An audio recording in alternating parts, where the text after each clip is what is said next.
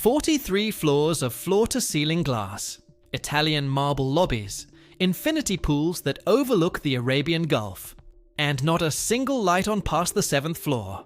That's what you see if you drive down Sheikh Zayed Road at 10 o'clock on a Tuesday night. Not during a holiday, not during Ramadan. A regular Tuesday. Towers that cost hundreds of millions of dollars to build, standing dark against the skyline, like monuments to something that already ended. According to multiple industry analysts and independent occupancy trackers, large sections of Dubai's newest luxury residential developments are sitting functionally empty. Not under renovation, not between tenants. Empty. And when you start pulling the numbers together, project by project, tower by tower, district by district, the scale of what's happening becomes difficult to ignore. We're not talking about a soft quarter. We're not talking about a market correction. Multiple estimates now place the total exposure somewhere in the range of $100 billion in overbuilt, overpriced, and underoccupied real estate. This is Dubai's shadow crisis, and it's been hiding in plain sight. To understand how this happened, you have to rewind to a very specific period. Between 2020 and 2024, developers in Dubai broke ground on roughly 110,000 new luxury residential units. That number comes from a combination of Dubai Land Department filings and independent construction tracking platforms.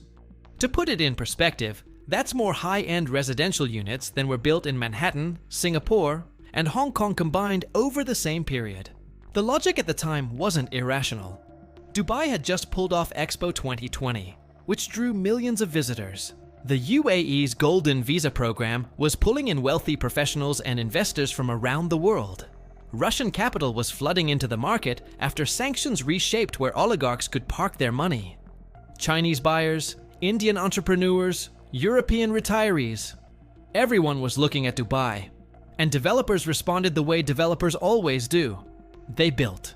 They built towers with private elevators and Lamborghini partnerships. They built penthouses with indoor swimming pools and helipad access. They built communities on man-made islands with yacht marinas and temperature-controlled beaches. Every project was marketed as ultra-exclusive, ultra-luxury, ultra-limited. The problem, of course, is that when everyone builds ultra-exclusive at the same time, none of it is exclusive anymore. By mid-2024, according to property consultancy reports from firms like ValueStrat and CBRE, the pipeline of undelivered luxury units had ballooned past anything the market could reasonably absorb. Some estimates place the oversupply at 30 to 40% above realistic demand, and that was before the buying started to slow. For years, Dubai's real estate engine ran on a very specific fuel: foreign capital looking for a safe, glamorous parking spot. It worked brilliantly. Dubai had no property tax, no income tax, a stable currency pegged to the dollar, and a government that actively courted international money. Developers offered payment plans that let buyers put down 10 or 15% and pay the rest over years, sometimes with nothing due until completion. This attracted a wave of speculative buyers, people who had no intention of ever living in Dubai. They were buying off-plan, betting that values would climb, planning to flip before the final payment came due. And for a while, they were right. Prices in prime areas reportedly surged 50, 60, even 70% between 2021 and early 2024. But then the math changed. Interest rates rose globally. China's economic slowdown cut into one of Dubai's biggest buyer pools. European buyers pulled back as their own economies wobbled. Russian money, which had been a fire hose in 2022 and 2023, started drying up as sanctions tightened and alternative destinations emerged. And all those speculative buyers who'd been counting on flipping their units? They started looking at a market where new supply was flooding in every month and resale prices were beginning to flatten. Some couldn't make their installment payments, some tried to sell at a loss and couldn't find buyers. Some simply walked away, forfeiting their deposits and vanishing from the market entirely. According to one Dubai-based property broker who spoke on condition of anonymity, we went from bidding wars to begging wars. By late 2024, I had clients offering 20, 25% below asking price and still hearing nothing back. The whole temperature shifted. Now, behind all this data, there are real people. That's easy to forget when you're staring at charts and percentages. But this crash, or whatever we end up calling it, has a human face. Priya Nair moved from Mumbai to Dubai in 2021, with her husband and 2 daughters, chasing a promotion and a lifestyle upgrade. They bought a 2-bedroom apartment in a new development near Business Bay. Off plan. 40% paid upfront from their savings. The rest was supposed to be manageable. Priya's salary was good. The apartment was supposed to be ready by 2023. It wasn't delivered until early 2025. And when it was, the market had shifted so dramatically that similar units in their building were listing for 30% less than what they'd paid. Their mortgage was underwater before they'd unpacked the kitchen boxes. "We thought we were being smart," Priya reportedly told a journalist covering the market. "Everyone around us was buying. It felt like if you didn't get in now, you'd never be able to afford it." Stories like Priya's are everywhere if you know where to look. Expat forums are filled with them. Real estate agents who were making 6 figures in commissions 2 years ago are now driving for rideshare apps or leaving the country altogether. A construction foreman named Tariq, who spent 9 years building some of Dubai's most iconic towers, told a regional news outlet he hadn't been paid in 3 months. His company, a mid-tier contractor, had been stiffed by a developer who reportedly ran out of buyer deposits to fund ongoing construction. "They told us the money would come," Tariq said. "Then they told us to wait. Then they stopped answering the phone. This isn't one story, it's a pattern. And it's affecting every layer of the supply chain, from the laborers pouring concrete at 4 in the morning to the marketing agencies designing glossy brochures for buildings that may never sell out." Here's where the story gets complicated. Because the numbers you hear depend entirely on who you're listening to. Dubai's real estate regulatory agency released a statement in early 2025 calling the market resilient and well-positioned for sustained growth. Government-linked data showed transaction volumes still holding at near-record levels. And technically, that's true. Transactions were happening, but a growing share of those transactions were distressed. Resales at a loss, bulk deals between, developers and institutional buyers at steep discounts or off-market transfers that mask the actual price. Independent analysts started looking at something more revealing than transaction counts: nighttime satellite imagery. Multiple firms now use light emission data to estimate building occupancy, and what the satellites showed was striking. In several of Dubai's newest luxury districts, areas like Dubai Harbour, parts of Mohammed bin Rashid City, and sections of Dubai South, nighttime illumination was reportedly 30 to 50% below what full occupancy would produce. Utility connection data, where available, told a similar story. Thousands of completed units with no active electricity or water accounts. Now, it's important to say this clearly. This does not mean every building in Dubai is empty. Established areas like downtown Dubai, Dubai Marina, and Jumeirah Beach residents still show strong occupancy. Older, more reasonably priced communities continue to function normally. The crisis is concentrated, heavily concentrated, in the ultra-luxury and speculative segments. But that's exactly where the biggest money was spent, and that's where the exposure adds up fast. When you have entire towers where a single unit costs $5, $10, $15 million, and half those units are sitting vacant or unsold, the aggregate losses are staggering. Multiple independent estimates put the total value of unsold or significantly underperforming luxury inventory at somewhere between $80 and $120 billion. Even the conservative end of that range would make this one of the largest real estate corrections in the Middle East's modern history. A real estate crash never stays inside real estate. It radiates outward.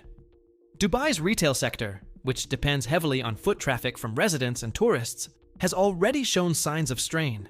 Several high-profile retail developments that were supposed to anchor new residential communities have reportedly delayed openings or scaled back their tenant rosters. Why open a luxury boutique in a neighborhood where half the apartments are dark? The hospitality sector, similarly, faces pressure. Hotels that were built assuming a certain density of surrounding residents. The kind of people who'd use the spa, eat at the restaurant, book the private cabana, find themselves operating in half-populated neighborhoods. Staff levels get cut. Service quality drops. Reviews suffer. The cycle feeds itself. Banking is another pressure point.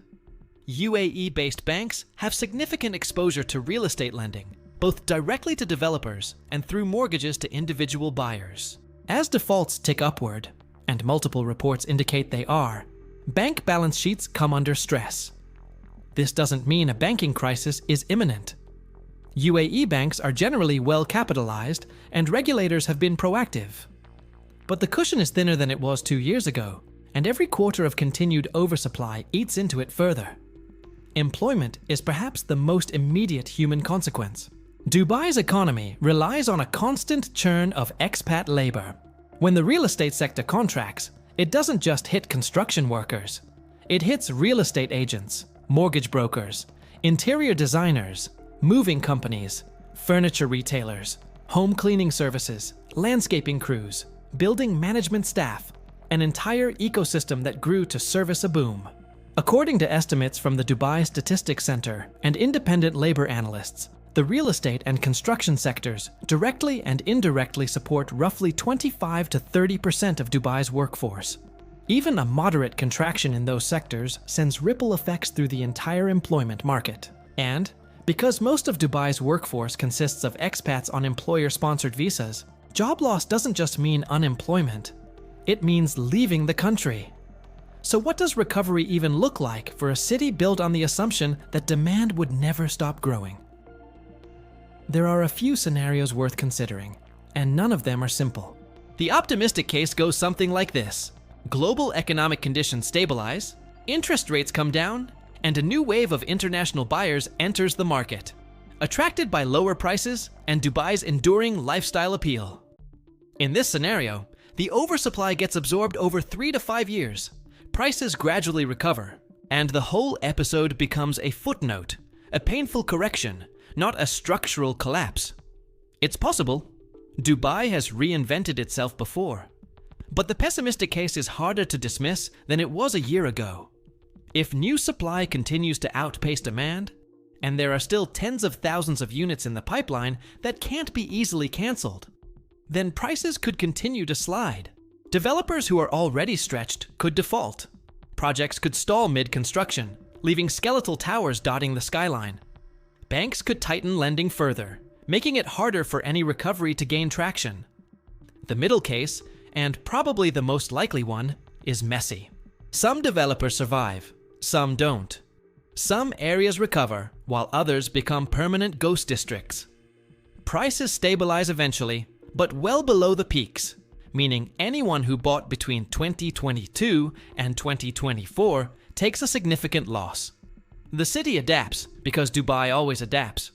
But the narrative of inevitable growth, of a market that only goes up, of a city that can build its way to unlimited prosperity, that narrative is over. For this to truly turn around, 3 things would probably need to happen. First, a significant reduction in new supply. Developers would need to pause or cancel projects, which means absorbing losses now. Second, a reopening of major capital flows, particularly from China and Europe. Third, a shift in Dubai's value proposition from pure luxury to something more sustainable and diversified. But each of those requires either market forces or policy decisions that are difficult, slow, and politically complicated. Dubai's story matters beyond Dubai. It's a cautionary blueprint for any city that builds faster than demand can follow, that confuses, transactions with genuine occupancy, that lets speculative capital set the pace of development. From Shenzhen to Miami to Istanbul, the same pressures exist in different proportions. And the lesson from what's unfolding along the Arabian Gulf is that glass and marble don't insulate you from gravity. If this analysis helped you see what's really happening beneath the surface, subscribe. Because we're tracking this story as it develops, and the next 6 months are going to be critical. Drop your thoughts in the comments. I want to hear from anyone who's lived this, invested in this, or watched it unfold. And if you know someone considering a Dubai property purchase right now, share this with them. they deserve the full picture.